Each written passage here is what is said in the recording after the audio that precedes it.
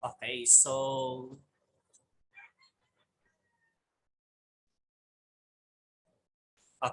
let us start.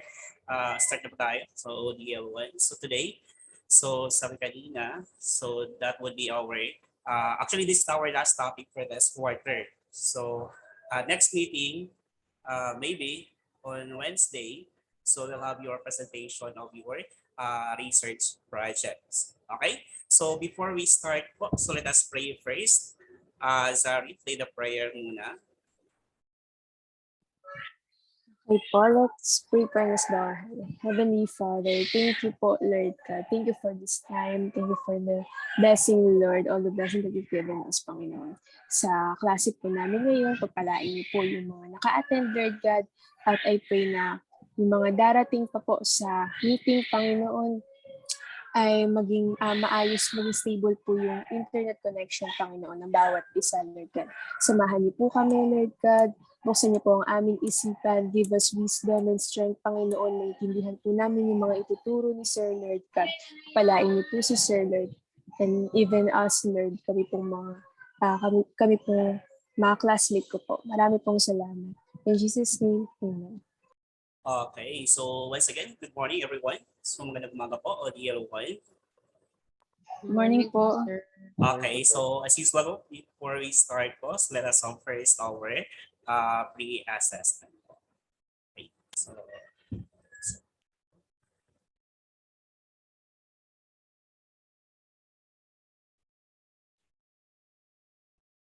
Okay, so the code are there. So kindly 143 415. So kindly open your quizzes.com.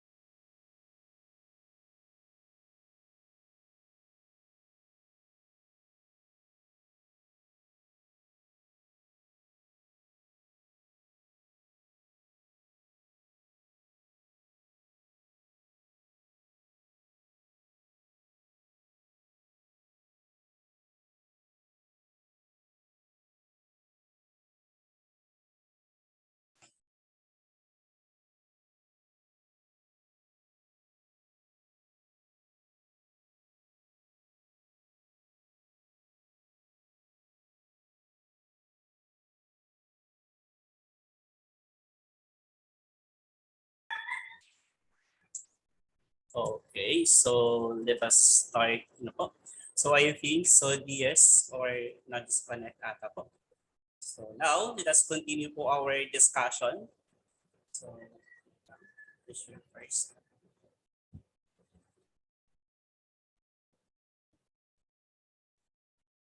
Okay, so before we start ODL1 for our lesson for this afternoon, so I will ask you first ODL1.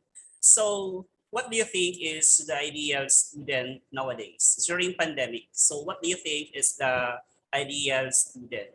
So do you think they are um, yung ranking po ba ay mahalaga po ba para sa inyo? Yung ranking ba ay mahalaga para sa inyo ODL1? Or in short, with other terms po, do you think is, or what do you think is the ideal student? So anyone in the class to give kahit konti lang po na sa tingin niyo po, ano po yung idea na student? Anyone? So, let us start dito po sa screen ko po. Start with Aliyah de Goma. So for you, Aliyah, so what do you think is the ideal student? Ano po ulit yun, sir? What do you, for you po, what is an ideal student? For me po yung ideal student is yung nagko-comply po sa activities and sumusunod po sa mga gawain po ng teachers. Okay, yung sumusunod o gumagawa ng mga activity. So do you think ODL1 is yung ranking, like for example, mula first quarter hanggang third quarter, nirarank po kayo according to your achievement or your assessment? So sa mga subject or as a whole po. Do you think is ranking is very important para sa inyo bilang isang estudyante o bilang isang mag-aaral? Yung ranking po ba sa klase nyo ay importante para sa inyo? O mahalaga ba siya para sa inyo? Okay, sabi ni Genesis ay yes. Sige po, why Genesis yung ranking sa klase ay para sa iyo ay importante? Genesis. So rinig po ako. Yes po, hindi na rin po. For me po is to see po the performance of each and every students po and to see which student is outstanding po. Okay, so para po yan sa inyo. How about the others po? So sabi po ni Genesis ay para sa kanya ay malaga po para makita po natin o ninyo yung achievement o yung pinaghirapan ng isang estudyante. So how about the others po? Let us continue po on Candelaria.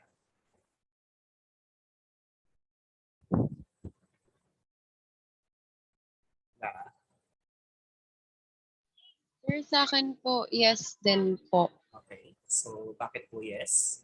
Kasi po yung ranking po na yon, ano po, result po ng at mga performance po ng students. So kung maganda po yung ranking mo, ibig sabihin you're doing good po yung performance mo as a student. Okay, so very good. So sa klase ninyo po ba, so I will ask po kay Vincent. Sa klase niyo ba, Vincent, ay nakikipagkompetensya ka po ba sa klase ninyo po? Or hindi po? Vincent? Okay, nandiyan po ba si Vincent? Okay, sa what arenas? Sa klase niyo ba ng ODM1, is nakipagkompetensya ka po ba sa bawat estudyante or kapwa mo mag-aaral sa ODM1? Yes po sir, kapag po kaya ko po pero kapag po hindi, nakikisabay na lang din po ako. Okay, so great. So, yun po ang pag-uusapan natin sa araw na po ito, which is yung ranking o the percentile rank or pang-ilang ka po sa rank po sa klase ninyo. So, hindi lang po sa klase natin, but yung nakapalibot so sa atin po. So, yun pag-usapan natin, which is our lesson for this session is about the percentile rank. Okay, so expected to po at the end of the lesson, let us discuss what is a percentile rank. And number 2 is to calculate the percentile rank for group and group data. And the last po is appreciate the use of percentile rank in finding the solution and decision making. Bakit? Not hindi lang po more on the concept and the content yung pinag-aral natin, but also in applying the lesson in real life. Like for example, is okay, so baka sa connection niyo po. Okay, so sa panahon kasi ngayon is parang let us say po formality, hindi po. Kasi ngayon, as a teacher din po, as a teacher. So kapag hindi po kami mag-aral, hindi mag-aral na sa masteral, so tatanda po kami as a teacher one. So wala pong ang mangyayari if hindi kayo, di ba, nakikita nyo naman po sa isasabi ko talaga sa inyo na every Saturday po ay nagla-klase ako. Kasi may purpose po o may goal po ako na gusto kong ma-meet. So, yun po yun. Pag-usapan po natin po yun at the end of our lesson. Okay, so let us continue. So, when we say percentile rank, so sabi nga po dito, I will ask you first. So, if I give 10 items test to the class, which is on my ODF2 class, based on the result, 4 is the median of the scores. What does it mean? Sige nga po, anyone? Anyone in the class can explain what does it mean if the sabi dito gave a 10-item math quiz to his ODL2 class, then based on the result, 4 is the median of the scores. So what does it mean? Anyone in the class? Middle most value po. Okay, you ba? Pakarada. So paki-expand. What's the reason? Why is it that, or what does it mean? 4 is the middlemost value po of the set data. Okay, 4 is the middlemost of the set of data. What else? Aside from 4 is the middlemost of the set of data. Anyone? Sir, ako po. Yes po. Okay, Clara. Ano po, yung scores po ay 50% is equal to or lower than 4 and 50% is higher than 4 po. Okay, so very good. So sorry, okay, so ibig po sabihin, it means that 50% of the student got a score or less than or equal to 4. So in addition to that, the other 50% of the class got a score greater than a 4. So ibig sabihin, from the word median, when we say median, di ba, go back to our past lesson, previous lesson, when we say median, it is the middlemost. Tama po sabi ni Harada kanina, which is 50. O kalahati po, ibig sabihin, kalahati ng klase, nakakuha po ng above, then kalahati ng klase is below the passing score. So yun po ibig po sabihin. Kasi dito po sa klase po o DL1, minsan kami as a teacher, every quarter ay kinukuha namin yung assessment namin o sa assessment score ninyo. Like for example, yung ODL1.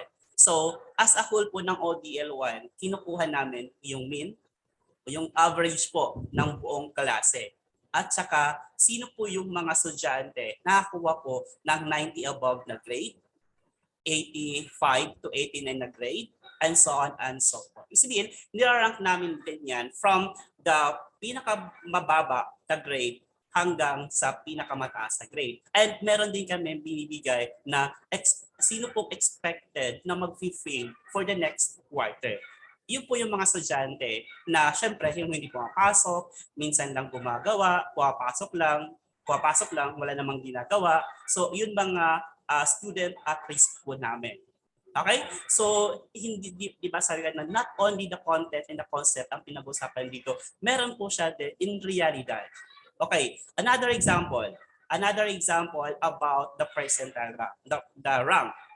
Yung work, trabaho, di ba? Minsan nga rank, di ba? Kapag sinabi natin, mas mataas yung sahod sa manager kaysa naman sa empleyado lang. So, di ba, bilang isang worker, ay yung goal ko, sabi ko ay ayoko maging empleyado lang. Gusto ko ma-meet yung mas mataas na position para mas mataas yung salary ko. So, sa klase din natin, kung grade mo lang ay 90 nung first quarter, next quarter, yung goal ko po is maka-above 90 po ako.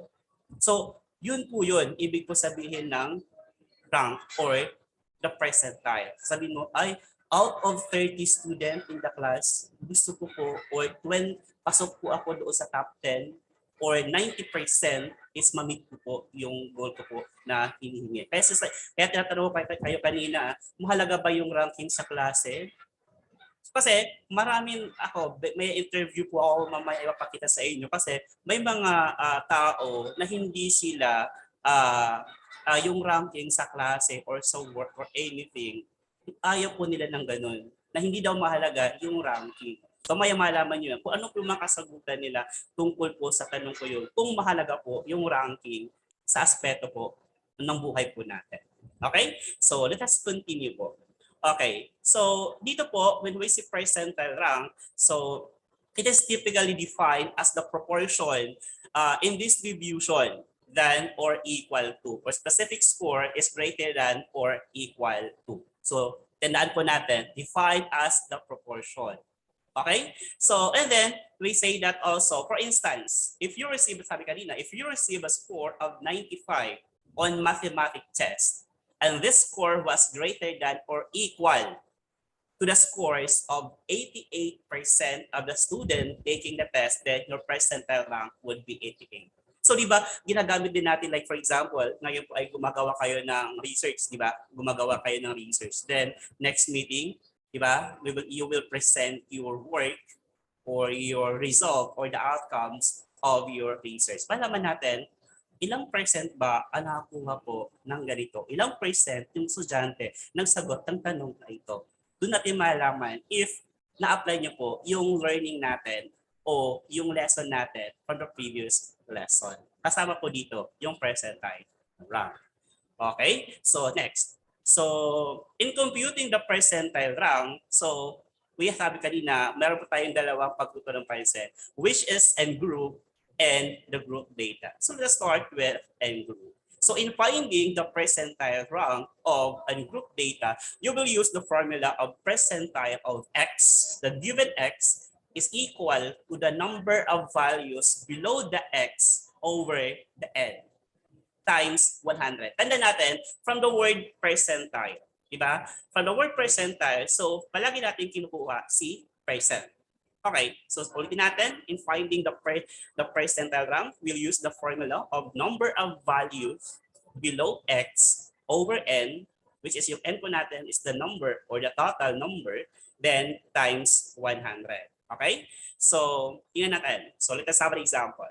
So after suffering at 10.1% in 2020, the Philippines economy rebounded last year.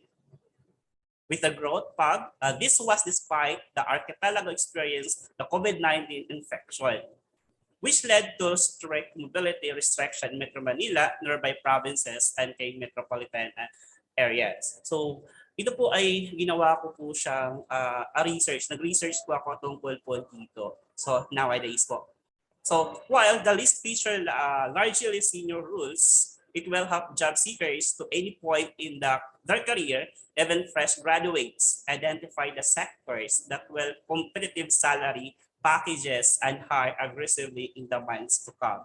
So di ba sa panahon ngayon, sabi nga nila, if hindi po tayo naka-graduate ng college o wala tayong degree or the master degree or doctoral degree or whatever na degree po yan, mahirapan tayo makahanap ng mas mataas na salary.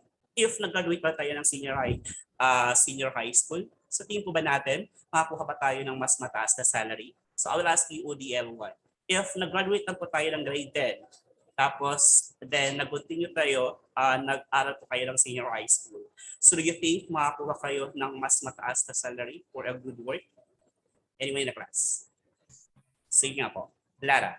Sige nga po. Do you think, Lara, sa tingin po, kapag hanggang senior high school lang or hanggang grade 10, do you think makakahanap po kayo ng mas mataas na salary or a good job or a stable job?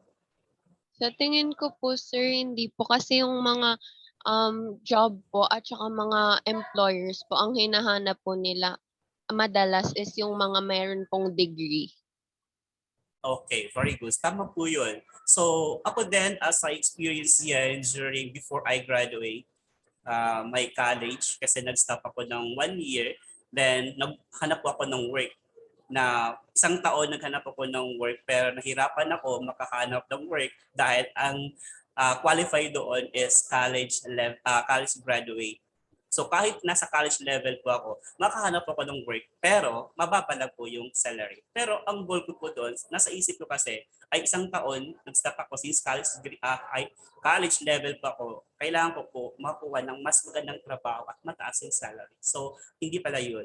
So minsan, may instances na pwede ka tanggapin and defend yung quality ng yung skills mo. Kung maganda yung skills mo or magaling ka, pwede. Pero kapag limited, minsan kasi, at saka isa pang kinukuha po nila dyan is yung school na pinanggalingan. Kasi minsan tinatanong, where did you graduate? Saan ka nag-aral? Kapag sinabi mo yung school, tapos hindi po siya kilala. So number 1 yan, X po yan. Kasi ang hinahanap po ng mga job seekers ngayon, yung mga trabaho ngayon, is titingnan din nila, number 1 na hinahanap nila o titingnan is yung school. Kung nanggaling ka sa kilalang school, sigurado, check ka doon. Kapag magaling ka sumagot sa interview, magaling kang o nakuha mo ng perfect or mataas yung score mo sa exam, syempre,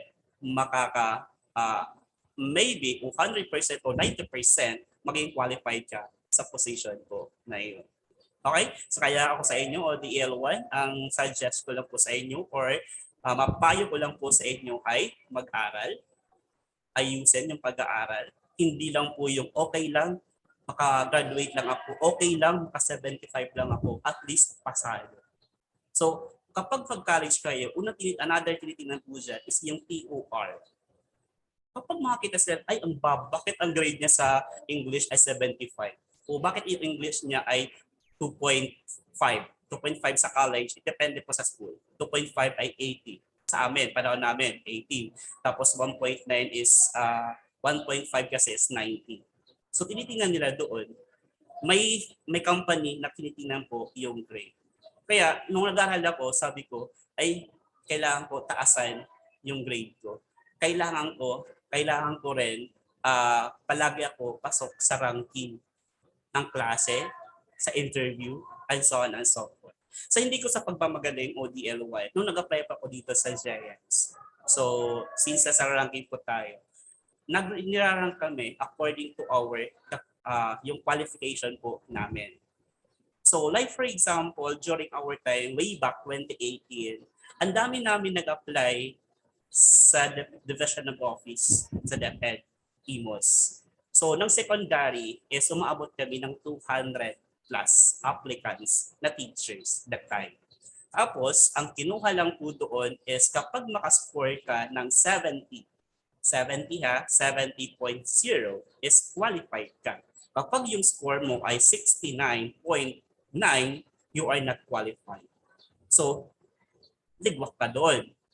So, ang ngayon, syempre, paano mo makukuha yung 70 points? Syempre, magpapakitang dilas ka sa mga nag-interview sa'yo, sa demonstration, sa credentials, kailangan yung rating mo sa LET ay mataas kasi may corresponding points yung rating mo. Kung 75, mababa yung corresponding points niya po siya. And so on and so forth. Luckily, that time po is pasok pa ako sa 200 plus is 40 lang po ang kinuha. Sabihin, 40 teachers are qualified only to proceed to the next level. So, ibig sabihin, luckily po ako doon kasi number 2 po ako doon sa 1 to 40 sa ranking ng applicants po dito sa IMOS ng secondary. Kaya po ako napunta po dito sa Nigeria. So, yun po yun. Rankings para sa akin is may time na mahalaga, may time naman po is hindi. During my high school days naman, ranking po ay hindi po mahalaga po sa akin. Okay? So, now let us continue po. Kasi ito pong example na ito, it is the job, the highest paying jobs in the Philippines for the year 2020. So this year, tingnan po natin kung ano po yung mga possible work or position po na mas mataas yung salary niya in a whole year. Sa buong taon niya na income. So sa tingin niyo po ODL1, what do you think, anong position na yung number 1 in the Philippines na mataas po yung salary niya sa isang taon? Annually. Sige nga po, DL1. Sino po ang kapagsabi? Sa tingin nyo, hula lang po kayo. O guess, what position in the company or kahit anong company, siya either sa school man siya or a big company, So sa tingin niyo po ba, ano po yung pinakamataas na position na malaki po yung income na at the end of the year? Yes, Vincent? Sabi ni Genesis sa engineer.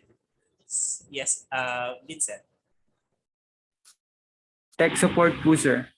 Support. Okay. Sige, what else? Aside from, sinabi ni Vincent, sabi ni Genesis, engineer, what else? Aside from that two position. Zari. Sir, I think yung iba pong trabaho sa government. Like, ay, government po ba yun?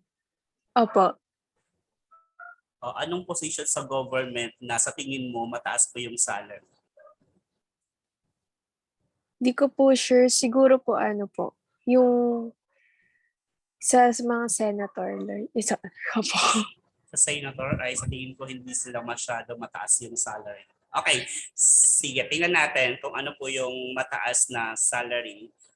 Aircraft pilot. Aircraft pilot, so, pwede rin, pero may mas mataas pa na position sa company or other field in work na mataas po. Yung police, hindi pasok sa top 10 yung police na position. So, tingnan natin kung ano po yung mga position na ito. Okay. Siyempre, kapag mayaman ka is a CEO. Diba? Kapag CEO ka in one company or a big company, your expected salary or estimated salary in 1 year is 13 million. So, tingnan nyo po yung mga top 10.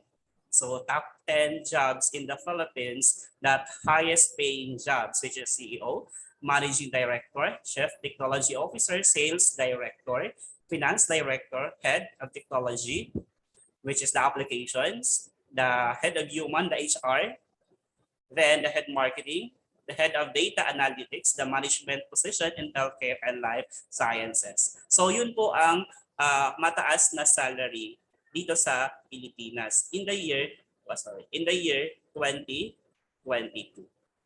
So, ayun mapura nito. Okay. So in the year 2022, ito po yung mga position na mas mataas po yung salary. Kung ikaw, ngayon estudyante ka pa lang, pwede tayong mag-aim na ay pag-graduate ko ng college, magsisipag ako mag-aral at sana one of that 10 top 10 jobs or position in the Philippines ay mamit ko siya. So sabi nga nila, wala namang imposible. So pangarap, kapag mangarap ka, sabayan mo lang ng gawa o sipag, makakamit mo din yung pangarap mo. So ganun po yun para makuha natin yan, yung top 10 na yun. Okay? So tiyan natin. So take a look up. Pwede nyo pang-screenshot kasi may katanungan po ako sa next question. Sa next slide. Okay, tingnan po natin. So based po doon, sa table na pinakita kanina, determine the percentile rank of the sales director salary among the other jobs. And we all know that sinabi natin kanina, yung formula natin in finding the percentile rank is, sige nga po, sino po nabasa kanina o nakaalala na sinabi ko, what is the formula in finding the percentile rank of the given data or set of data? Anyone in the class? Percentile of x equal to number of values below x over n times 100. Okay, very good, Harada. So it is, which is, but make sure that the given values are ranged from the highest to lowest or the vice versa. So tama sinabi ni Harada, which is the number of value of x below x over n times 100. So, let us say po, mapansin po natin na yung sales director among the other jobs is 6. May 6 siya sa baba.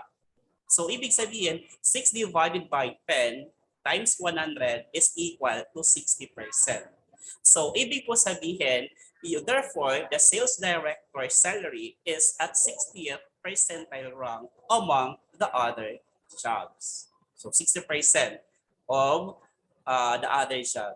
Any question? Any question in finding the percentile rank of the given data? Ulitin natin.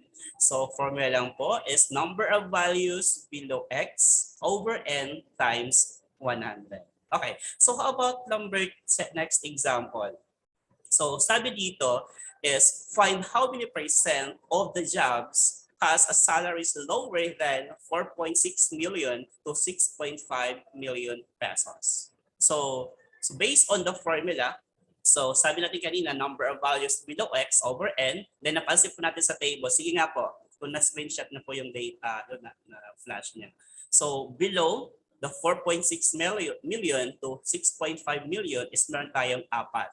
So 4 divided by 10 times 100, sige nga po, paki-divide niya po. What do you think is the answer po? 4 divided by 10 times 100 is, anyone in the class to give the result?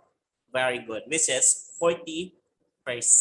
So 40%, ibig sabihin, to interpret the result, we say that therefore 40% of the job have monthly salaries of 4.6 million to 6.5 million less than 60% of the job have monthly salaries of 4.6 to 6.5 million or more. So lagi natin tatandahan ba po grade ODL2 yung formula in finding the percentile rank. Kasi it's very important kasi kahit sa klase ninyo, pwede nyo kunin pang ilang percentile rank ka kaya sa buong section nyo po. Lalo na po ngayon, matapos na yung school year. Mag-announce na ka maybe after week 8, after a week, bago mag-July, maybe at the end of the June, tapos na kayo may pag-compute ng grades, etc. Baka mag-announce na kami yung mga ranking or sino po yung pasok po doon sa honor roll. So I think, napapansin ko based on my data, yung mathematics at nababasa ko din sa other, is medyo marami po sa inyo na pasok po doon. Kasi try to see your grade from first to third quarter. If yung first quarter mo, yung average mo is 90, second is 90, third is 90, I think first and second lang alam po ninyo. Yung third kasi hindi na ipinakita po sa inyo yung grade. So kapag pasok ka doon sa first and second, may chances, may posibilidad ka makapasok sa honor o mapasok ka doon sa ranking ng buong estudyante dito sa Giants. So malaman nyo at the end of June, maybe tapos na ata kami dyan sa competition. Kasi next week, tapos na yung klase, after a week, bilisan ng computation. Actually, na-input ko na yung ibang score nyo doon sa e-grading namin. Tapos, dagdag ko na lang po doon yung presentation nyo on Wednesday at yung project. Then, tapos na agad sa pag-compute ng grades ninyo. Kaya sabi ko sa inyo, mabilisan. Sabi ko, late na mag-submit, hindi ko na yun tatanggapin. Ganun kapag fourth quarter, mabilisan yung phasing po namin. Okay? Kasi ba hinahabol din kami deadline. Okay? Sana po yung mga missing natin, gawin po natin ng maaga. Okay? So now let us continue po on the group. Any question po sa ungroup data on how to find the percentile rank? Basta, tanda lang natin, percentile below x over n times 100. Let us continue on how to compute the percentile rank of group data. So the formula is used, ito po yung formula po natin, na in finding the percentile rank of the given set of data by using the group data. Group tayo ha. Kagaya po ito ngayon sa ginagawa nyo sa research. I think some of you are using group data, then some of you naman po ay using n group. So it depends on you on how to present your data. It's either n group or group data. But let us discuss on how to get to know the percentile rank of the given data. Una, we all know that the PR is the percentile rank, P is the row score, LB is the lower, N is the total, CF the cumulative, and so on and so forth. So next po is sabi nga po dito, so continue tayo sa example. Yan. So example, so Mr. Bernard, a teacher in Giant, 20% of the scores greater than the frequency of 19 in mathematics test score of 28 student. Okay, sige nga po, anyone in the class to give the cumulative frequency. Kasi yun po ang first step in solving the percentile rank. I know you all already know on how to find the CF kasi discuss po natin yung measure position of group data. Sige po, anyone in the class? What would be the CF? Paki-enumerate po lahat na lang po. Okay, start tayo kay wala mang volunteer. I will call somebody. Okay, si Christine Arenas, paki-enumerate po yung cumulative frequency. So what's the first? 2 po. Okay, next, what is after po ng 2? Okay, minus 14 po. Okay, so next after po ng 14. 19 po. Okay, 19. Next. 24. Okay, so 22. And the last po is 22. So 2 plus 12 is 14, plus 5 is 19, plus 3 is 20, 22. And the last is? 28 po. Okay, so ibig sabihin 20 kasi there are 28 students. So dapat ay magtali po tayo sa 28. Now, what is the first step? Diba? Identify first the given. What would be our PR, the percentile rank? Saan belong po si 20 kasi 19? Frequency of 9. So saan siya belong? Anyone in the class? Sa may Sa ano 20 na. po? Okay, so very good. So 19 is belong to, okay, naglalag na po siya, 29 to 30. So next, what would be our CF and what would be our F? Di ba tinuruan kayo dati?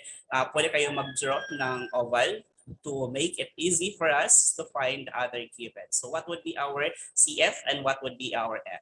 Sige nga po, anyone in the class? Anyone? Walang volunteer? Ako po. Okay, sige. Okay. Sino po na una? Okay, Aliyah. 5 po yung frequency, tapos 14 po yung CF. Okay, so very good. So, di ba sabi ko, make lang an oval to make it easy for us to identify the given. So, ito yung CF natin. So, then ito yung F natin. Then, ito yung, ano po yung LB natin? Lower boundary. What is our LB? The lower boundary. Anyone? 28.5. Okay, so minus 0.5 lang po ito. So, then after po, ano po yung interval natin? Interval is, alam po yung interval natin, 21 to 20. Okay, very good. Yes, so it is 4. So, complete na po tayo sa given. So, yan, LB is 28.5. Next po is 19. We all know that our percentile is 19. Then, our N is 28. Then, our I is, nasabi na po, FB frequency is 5. Then, our I is 4. Then, our CF is 14. So now, after this one, after natin identify si given, let us continue on substituting the given to the formula of percentile rank. So substitute lang po natin. Diba kanina, ipinakita ko po sa inyo yung formula po ng percentile rank. So substitute lang natin. So it becomes 100 over 28 since po ay n po natin is 28. Then 19, our percentile, minus the LB, which is 28.5. F po is 5, interval is 4, then CF is 14. So if we calculate or simplify that one, so our percentile rank is, simplify lang ito lang, unahin muna ito.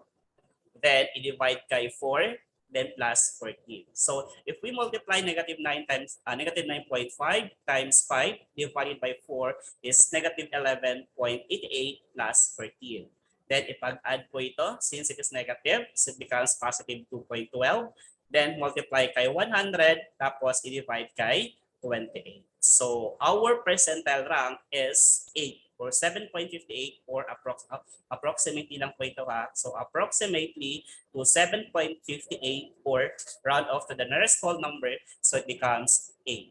So in other words, so therefore 8% of the scores are less than to the cumulative frequency of 90. While 82% of the scores are greater than the cumulative frequency of 90. Okay, so any question, ODL 1, in finding the percentile rank of the given set of data by using the group data? Any question? Okay, since tahimik po, I think it is cleared po. Okay, let us have another one. So using the previous table, if one of the students got a score of 20, what is her percentile rank? So gamit po yung same table kanina. So Alam na po natin yan kung ano po yung mga unknown. Then, sige nga po. 20 is within 34 to 36. What is the next po? What is our, so since nandito po si 20, so 34 to 36, so what would be yung F at saka CF? Sige nga po. We will give the CF and F. Anyone in the class? Iba namang estudyante since medyo marami naman po tayo dito sa klase. Yes, Vincent? Yung CFO is 19 and yung frequency po is 3. Okay, very good. So it is 19 and so draw na tayo ulit ng oval. So para ma-identify natin agad si given. So F po ito. Then this one our CF. Then what would be our, alam naman natin, interval is at 4. Nasabi na po yan kanina. And our lower boundary is minus 0.5 lang naman. So then, kompleto na po tayo sa given. N natin is 28. So complete na po yung given. Then it is easy for us now to calculate po the using the previous table of the student get a score of 20. So ang tinatanungan dito is what is her percentile rank? Rank lang ha, hindi po yung magkaiba po yung question natin kanina sa example tapos sa question po ngayon. Okay? So pero same formula lang po ang gagamitin natin in finding the percentile rank. So based on the given, so napansin po natin, substitute lang po. So P natin is 20 minus 33.5. Then as FP na sabi ka ni Vincent, 3 yung FP natin which is frequency, 90 yung CF, 4 yung interval. Then proceed po, simplify lang po yan. Then if we simplify this one, it becomes negative 10.13 plus 19 since 19, mas mataas si 19 kesa sa negative 10.13. So it becomes positive. So continue po tayo. So 8.87 10 times 100, multiply lang po natin ito. So, i-divide natin dito kay 28. So, if we simplify that one, so it becomes 31.7 or 32. So, ibig sabihin, since the question is percentile rank lang po, ibig sabihin, therefore, the percentile rank of the student who got 20 is 32%. So, yun lang po ang interpretation natin. Make it simple, huwag natin siya pahapain o explain further. Okay? So, any question? Wala pong tanong? Walang tanong, so it is your turn now. So, I will give you 5 minutes to answer for this. So, we'll do this. 5 question naman po ito. Same given. So, i-group po kayo. Okay, so lahat kayo ay sasagot po dito. Ito po yung given muna. Paki-screenshot muna yung given. Same table lang po yan kanina. Yung jobs po. At saka estimated salary po. So, paki-screenshot muna. Okay. So, ito po yung mga question. Lahat po ay magsasagot po. So, I will call somebody po mamaya to give the answer. Okay. So, this one, I will give you 2 minutes or 1 minute to answer this question. Number 1 question is determine the percentile rank of the finance salary. And number 2 is how many percent of the job has monthly salaries lower than 4.6 million. Okay, so start now po. So 1 minute to 2 minutes to answer that question. Go. Then magtatawag po ako ng estudyante mamaya to answer that, to explain that question.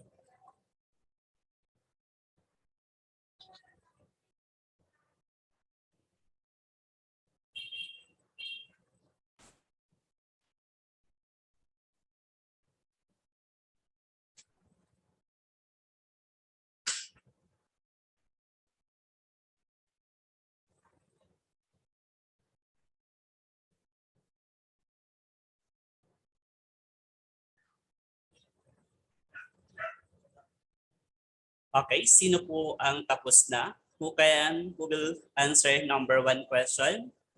Anyone? Sir, Okay, very good. Sorry. What is the answer po? I'll explain. the percentile rank of finance director's salary po is 50% po. Okay, why? Based po doon sa formula po, the number of values below X, below po ng finance director which is 5 po. Doon po sa table po kanina, below po ng finance director, Okay. is 5 po. Tapos yung lahat, which is 10 po, then times sa 100. Okay, very good. So, tama. Very good, which is 50%. Okay, how about number 2? Who will answer number 2? Find how many percent of the job has monthly salaries lower than 4.6 million to 6.5 million. Nang doble-doble na. 6.5 million to 9 million po yan. Mali pa dito. Anyone in the class? Who will fill the percentile rank? Kung kanina ay si finance director. Okay. So if the person the job, Sir, ako po. Okay, yes, Lara. 70% po. Okay, paki-explain bakit 70%. Kasi po yung 6.5 million to 9 million po na monthly salary is higher po siya sa 7 po na jobs po. Kaya po 7 yung nasa taas, then over 10 po kasi 10 yung jobs, then times 100 po, 70%. Okay, very good. So, I think naintindihan po natin. So, let us have more activity. Kindly answer this also by using the N group data. So, yan po ang table. So, ang tinatanong lang dito, okay, buuin po muna natin. So, para mabilis po yung pag-find ng question. So, alam po natin, 3 po ito dito. Next po ay, ano po yung next? 7. Tapos 7 plus 11 is 18 plus 16. 6 rather, 24. Tapos, next po ay 28. Then, 30. Sige nga po, paki-screenshot muna yung given. Ito po yung given natin. The frequency distribution presented below gives the number of days before the 30 patient have fully recovered from coronavirus from February 2022 to March 2022 in Imus City, Cavite. Complete the table and answer the following question with your answer on the space provided. So the question is, ito po. So lahat po ay magsagot. Then, I will call somebody mamaya po to give the answer. The question is, okay, based on the given, what is the average days before? Average po ha, ibig sabihin yung mean. So yung mean niya po. Then number 2, what is the percentile rank of the patient? If he recovered in 13 days. Then number 3 is what is the percentage of the patient who recovered? Then number 4 po, what is the percentage of the patient who recovered or after 10 days? Okay, so I will give you again 2 minutes to answer that question. Ulitin ko, number 1 po is mean lang, ibig sabihin average. So ibig sabihin, kailangan nyo muna buuin muna yung data. So kunin nyo muna yung x doon at saka yung fx. So since my frequency, okay, so kukunin nyo muna si x, tapos yung fx, tapos yung fx po paki-add, then that will be yung mean. So yung number 2, alam nyo po kung paano po gawin na po. So by using the percentile. Go. 2 minutes to answer the question.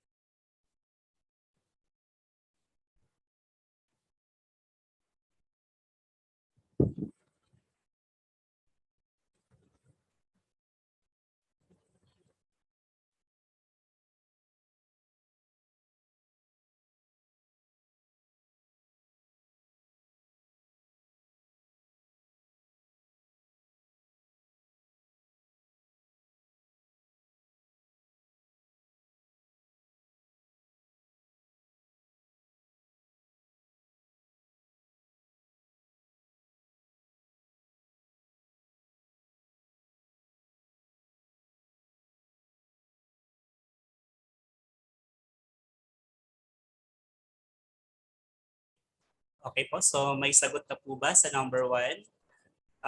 Who will try to give the mean for the average before a patient recovered from coronavirus? Anyone? What is the mean or the average?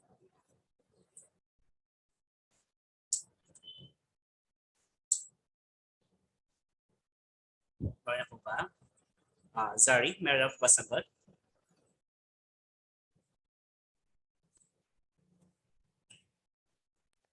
Sir, wala po. Candelaria? Wala pa din po. Tuloy lang po.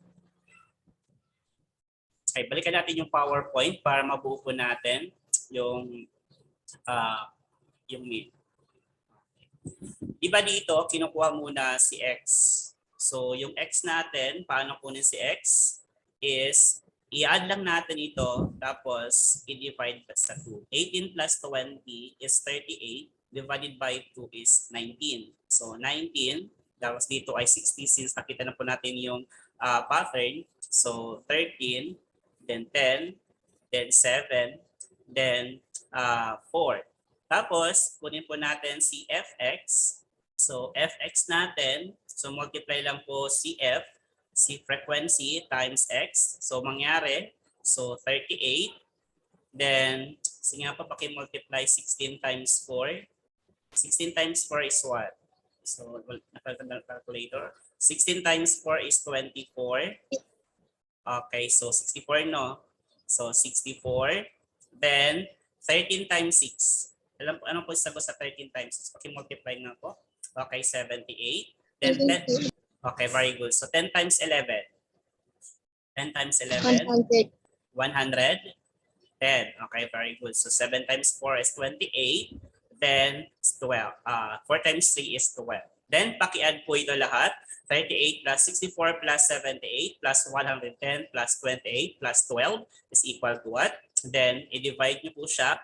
Yung n po natin is 30. Paki-divide sa 30, then what would be our mean? So what would be our answer po? Paano ulit nakuha yung x? I-plus lang po ito. 18 plus 20, then divided by 2 is equal sa 90. So 11 po yung sagot. So okay, very good. So ibig sabihin, the average po is 11. So yun lang po, kahit na po yung number lang po sagutan natin. Okay, any question? So now I know that you already know on how to find the percentile rank of the given data. It's either the group and n group. Okay, so ODL1, did you learn something? May natutunan ba tayo ngayong araw na ito? Okay, so majority of the class learned something. So sana po is i-apply po natin ito sa not only your lesson but in real life situation. So iiwan ko lang po sa inyo itong verse na ito. The voice of one crying in the wilderness, make ready the way to the Lord, make His path straight. So bilang isang estudyante, so if may mga pangarap po tayo, if meron po tayo mga struggle in life, so wag tayong magpatalo sa negative aspect po sa buhay natin. So think always positive. Kapag kahit hindi po natin kaya tapusin yung work natin, ipahinga lang natin yan. Then ituloy natin yan sa kapag okay na po yung pakiramdam po natin. So wag natin i-stress yung sarili natin. Try to ask me, sir, hindi po namin natapos. Kindly give another chance or time to do the work. So I will accept that. So wag niyo pong i-push sa, ay kayanin ko yan hanggang Monday kasi bukas is presentation po. So yun po yun. Okay? So before tayo mag-quiz po, assessment, maipapakita lang po ako sa inyo na sinabi kanina, interview about tingnan natin.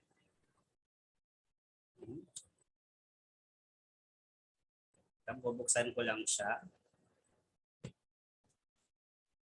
Interview one of my friends, mga friends ko po.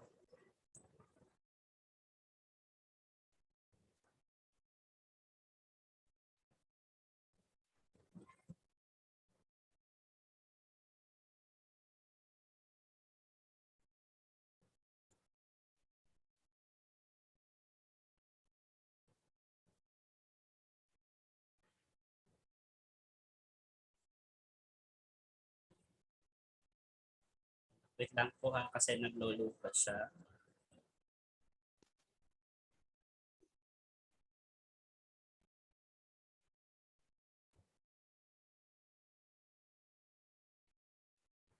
So, may isa lang po kayo papakita na uh, interview. Ito na lang po ako sa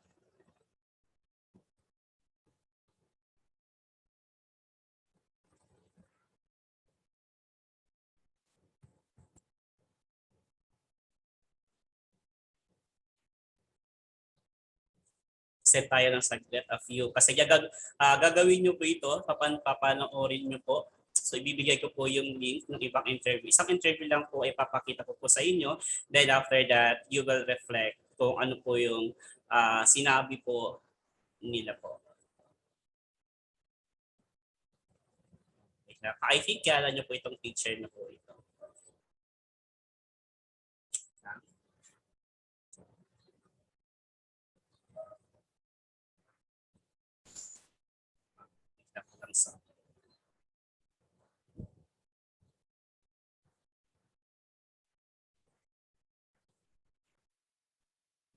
Okay, panoorin po natin. Magandang umaga.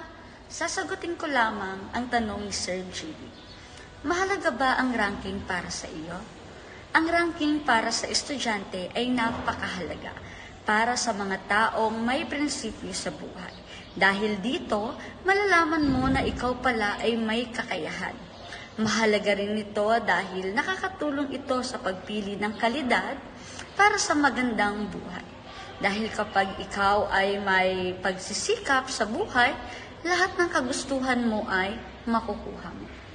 Para naman sa kanyang ikalawang tanong, sa panahon ng pag-aaral mo noon, mahalaga ba sa iyo ang ranking? So syempre, para sa experience ko noong ako ay nag-aaral, ito ay mahalaga para sa akin. Bakit? Dahil kapag ako ay nakakapasok sa ranking, ito ay nagsisilbing kasiyahan ko. Kasiyahan ng aking pamilya. Dahil dito ko masasabi na, ay, kaya ko pala. Kung kaya ko at nagawa ko ngayon, kakayanin ko pa sa mga susunod na araw. Ito rin ay nagsisilbing gabay o daan para sa pagtahak sa magandang buhay. Yun lamang at maraming salamat. Okay, so tingnan pa natin, meron pa isa dyan. Okay, so pakinggan Hello guys, natin. so this video is about school ranking. Mahalaga ba yung ranking sa schools o hindi? Para sa akin, hindi siya mahalaga. Kahit nung nag-aaral pa ako, hindi ko siya iniisip masyado. Hindi siya mahalaga. Pero kung nasa ranking ako, okay, masaya siya. Masaya yung feeling. Kasi dati nasa ranking ako. Mga top 10, gano'n. Pero hindi pa ako nakaabot ng top 1. Pero hindi siya mahalaga. Magagamit nyo. Useful siya. Paano siya naging useful? Let me tell you a story. So, sa university, meron kami kay schoolmate hindi namin siya kilala noon. Nakilala na lang namin siya during the graduation nung tinawag yung summa cum laude. And kung hindi nyo nalalaman, yung summa cum laude ay yun yung may pinakamataas na karangalan. Ibig sabihin siya yung nasa top ng rank. Siya yung top 1 sa buong university. Siya yung pinakamataas yung grade. And tinawag siya during graduation, summa cum laude. Siya yung tumayo. And doon namin nalaman, uy, siya pa rin top 1 natin. And dahil doon, na-marites din namin na, uy, marami palang nag-o-offer sa kanya ng trabaho. Nakikita niyo yung usefulness. Yung trabaho yung lumalapit doon sa kanya. Hindi niya na kailangan maghanap ng trabaho. Doon niyo siya magagamit in terms of paghahanap ng work. Kasi kung hindi niyo nalalaman, yung mga kumpanya, may contact yan sa loob ng schools. Para alam nila kung sino yung the best na student dun sa school na yun. Kung sino yung mga nasa ranking. So sila yung o-opera nila ng work, ng trabaho. Doon niyo siya magagamit. So in sum up po natin kung ano po ang gagawin po ninyo. So ito dapat ang gagawin ko sa inyo na video. That would be your assignment. Kasi Sa flip video po ilalagay po siya. Tungkol po sa ranking. Okay? Ranking sa klase noon na nag-aaral pa sila at yung ranking bago sila pumasok sa industriya ng pagtuturo or sa panahon ng pagtuturo nila. Okay, kasi bakit? Kasi para sa akin, yung bilang isang estudyante noon or ideal na estudyante noon ay I'm not working for a high grade o hindi ako mahilig magipagkompetensya sa mga kapwa ko estudyante. Ginagawa ko yun kasi I am interested para makakuha ng mas mataas na grade. So, plus points lang po yun kung makapasok po ako sa ranking. So, luckily, so from grade 7 to grade 10, so I'm one of the top 10 of the class from grade 7 to grade 10. And also, pasok din ako sa top 10 po ng mathematics. Kasi yun ang gusto ko eh. Yun ang pangarap ko ay sana yung math kasi hindi ko pinapabayaan yung math. Okay. So yun. So mamaya tatanong ako sa inyo kung ano po ang ranking para sa inyo at bilang isang ideal na estudyante. Okay? So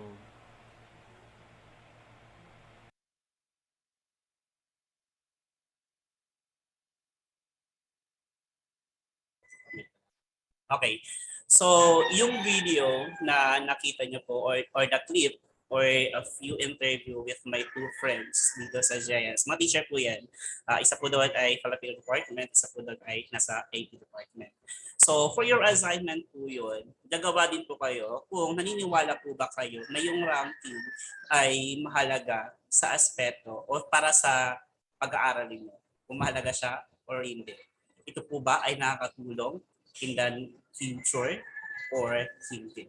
So, ibibigay ko po yung link ng Flipgrid kung saan nyo po siya ilalagay. That will be your final last performance task for this quarter.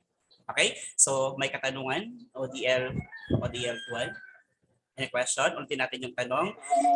Yes. Kailan po yung deadline? Okay, hindi ko marinig. Kailan po? Kailan po yung deadline? Siyempre, so this coming Friday, this week lang po siya. Okay? So, meron pa kayo time para gumawa po ng video. So, I think the clip lang only is good only for 1 minute and 30 seconds. So, maiksi lang po siyang clip. Kasi kapag lumagpas po siya sa 1 minute and 30 seconds, I think mahirapan kayo mag-attach po sa Flipgrid. Okay? So, may question pa po ba? So, diretso na lang ito, wag niyo pong pahabain po yung explanation ko. Ang kailangan ko lang doon, kung naniniwala ba kayo o makakatulong ba yung ranking para sa inyo ngayon at saka sa susunod na mga panahon. Okay? So, any question? So, kung wala po tanong, let us solve a short quiz. So, isa tayo ng few minutes. So, for this.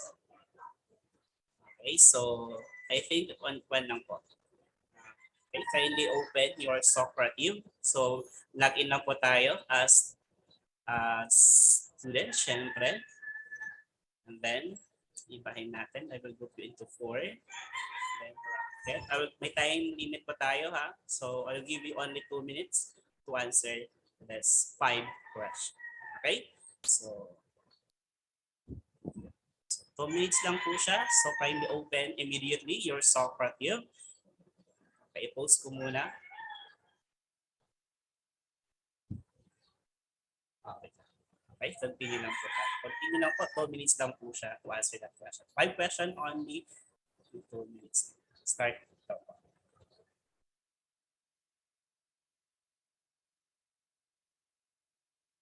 Makakapasok, I think. Okay, wait lang. Ibahin ko po yung time limit. Okay, sige. Kindly take your time. Kindly join first. Before I give the time.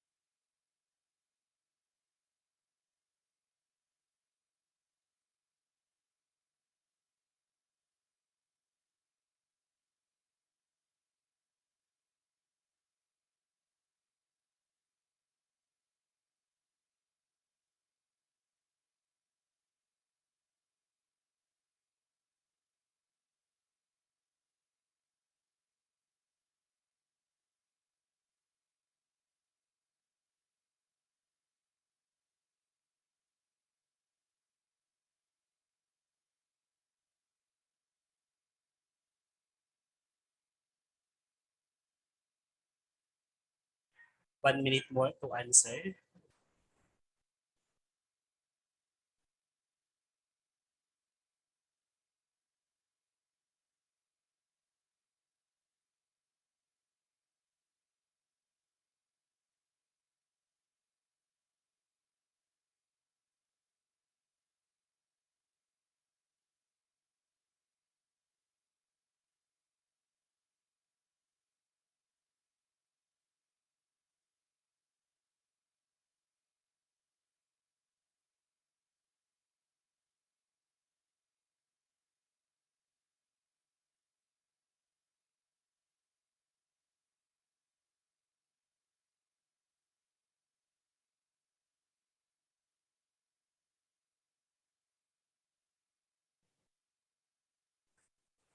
Okay, so time's up. So I think the winner po is yung group ng magenta at saka light. Okay, so okay, so before we end our lesson or the session, ODL1, kindly open first your camera for the final attendance. Okay? So, open muna. So, picture taking muna tayo.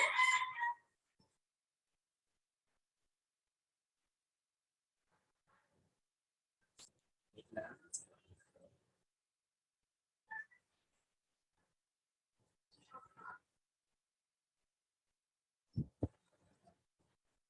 Okay, so wait lang. So,